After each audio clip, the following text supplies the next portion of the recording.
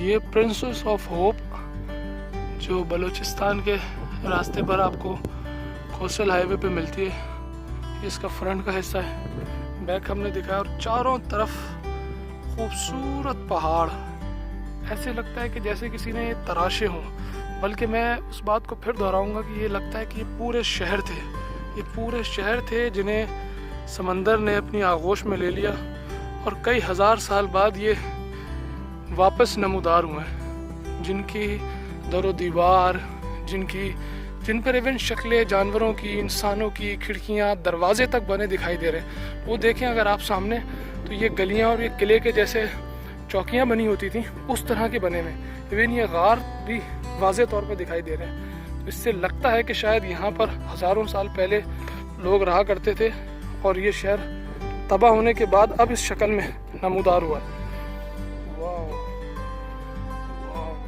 माशाल्लाह। ऐसे लगता है कि ये पानी का रास्ता था कहीं।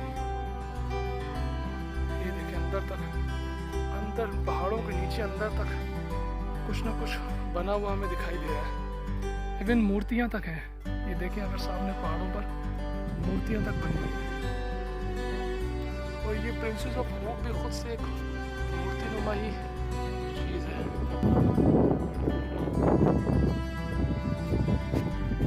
ये है प्रिंसेस ऑफ होप का मॉन्यूमेंट, जिसके बिल्कुल पीछे, ये हम बैक साइड से ले रहे हैं इस वजह से समझ नहीं आ रहा, लेकिन इसके पीछे बहुत कम लोग आए और ये मंजर देखें।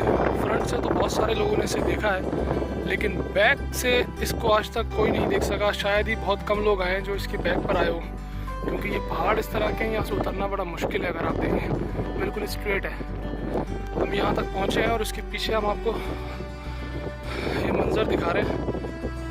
बहुत खूबसूरत, ऐसा लग रहा है कि ये कोई शहर आबाद था, बाकायदा ये घर बने हुए लग रहे हैं। ये किले की शक्लें इख्तियार की हुई है सारी। लगता ऐसा है कि जैसे मोहनजोदड़ो ज़मीन में गर्क हो गया के बाद दोबारा कई सालों बाद उसकी ज़मीन नमूदार हुई है, ऐसे ही कोई मंजर लग रहा है। ये देखें, ये बाकायदा घर, इवन कि ये खिड़कियाँ तक नज़र आ रही हैं हमें इस तरह से। अब अल्लाह बेहतर जानता है इसकी हकीकत क्या है। ये प्रिंसेस ऑफ होप से जो पहाड़ियाँ नीचे उतर रही हैं, बिलाखिर हम कोशिश करके बहुत नीचे आ गए। और ये देखें, जैसा कि हमने कहा था कि लगता है कि ये शहर आबाद थे जो बर्बाद हो गए, जो अंदर तक जा रहे हैं। ये प्रिंसेस ऑफ होप की बिल्कुल नीचे की तरफ पहाड़ियाँ हैं।